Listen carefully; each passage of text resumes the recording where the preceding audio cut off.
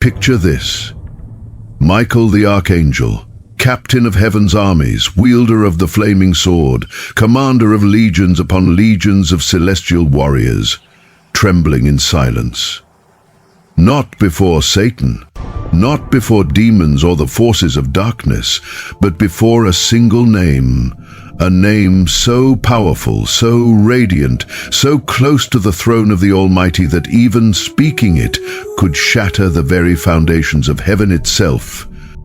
For 3,000 years, this name has been hidden, erased, forgotten by design.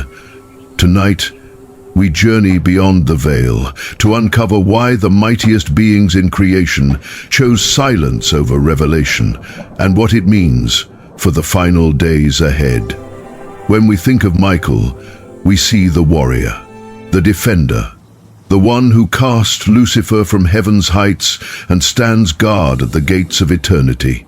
Yet there exists a silence in Michael's story that few dare to explore. A terror born not of battle, but of reverence so profound it defies comprehension. In the ancient texts, we find traces of something extraordinary, references to a name that existed before the foundations of the world, before the stars sang their first song of creation. This wasn't a name of rebellion or defiance. This was something far more dangerous. A reflection so perfect of the divine glory that it blurred the very line between creator and created. The book of Daniel speaks of Michael as the great prince, the protector of God's people. But the deeper mysteries whisper of moments when this mighty warrior's voice would falter, when his lips would seal themselves rather than risk uttering syllables that could unravel the cosmic order itself. What kind of power could make the captain of heaven's hosts tremble? What name could be so radiant, so overwhelming in its glory, that even an archangel dared not speak it aloud? In the celestial realm described in the Psalms, we catch glimpses of the divine council, those heavenly beings who surround the throne of the Most High. These are not mere angels, but the very architects of cosmic order, the guardians of divine mystery. Yet even they, in their exalted position, faced a decision that would echo through eternity. Ancient traditions speak of a time when this council gathered in solemn assembly, their radiant forms casting shadows across the halls of heaven.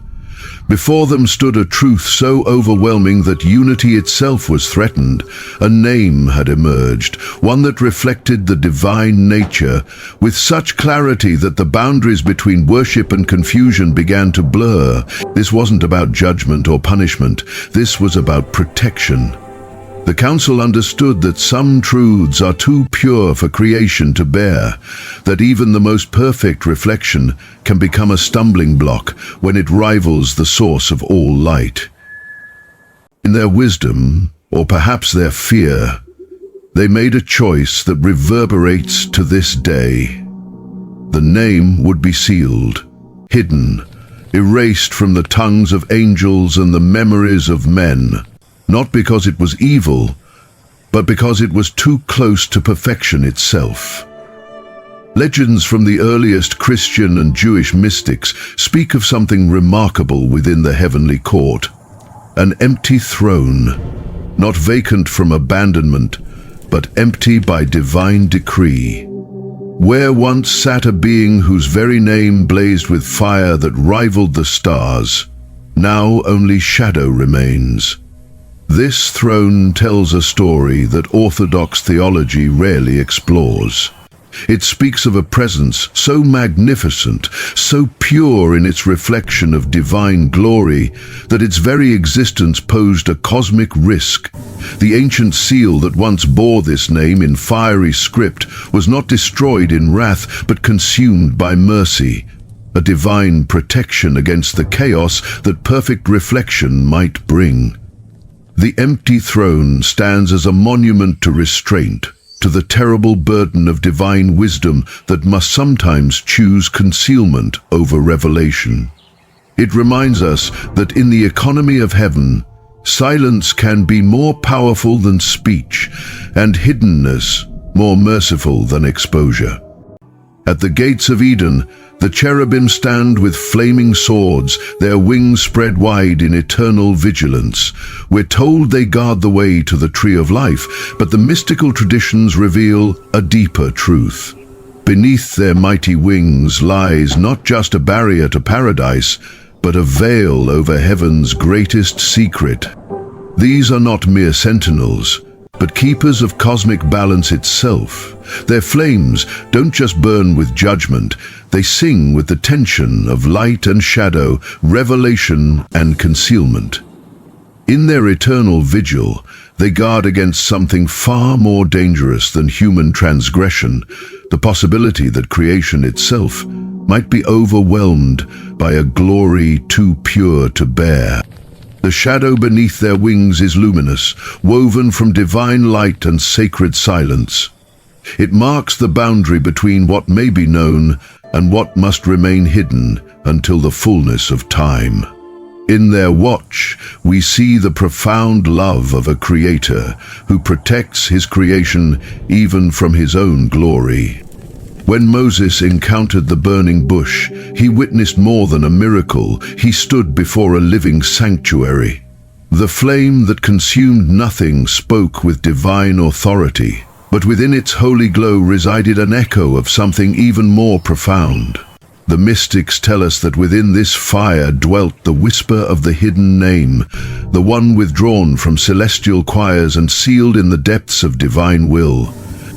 The burning bush was a divine paradox, a flame that revealed by concealing, that spoke by remaining silent about its deepest mystery. Moses was shown just enough to understand his calling, but not so much that the cosmic order would be threatened. Even the great lawgiver, the friend of God, was kept at a sacred distance from truths too overwhelming for mortal comprehension. This flame continues to burn in the mystical understanding of faith, an eternal fire that guards the name, too radiant to be spoken, yet too vital to be forgotten. It reminds us that divine revelation comes in measures, that even the most intimate encounters with the sacred maintain their necessary veils.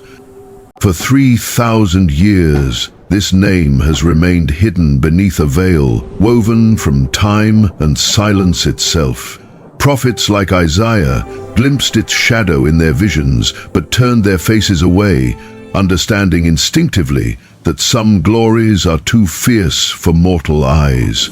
The silence was not absence, but presence, a shield protecting creation from a radiance too overwhelming to bear.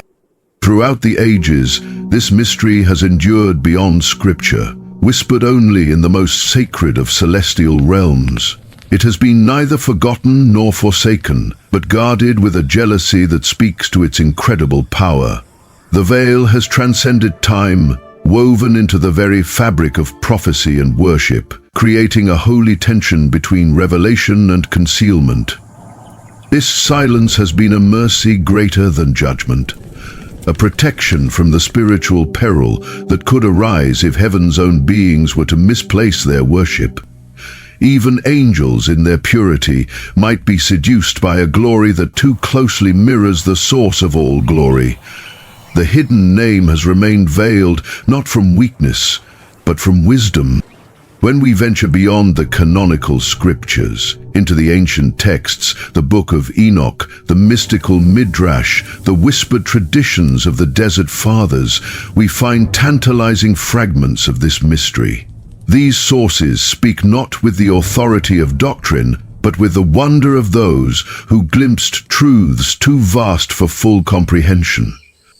Enoch describes visions of heavenly courts where certain names were spoken only in the most sacred contexts, where the very pronunciation of divine appellations required preparation that lasted for ages.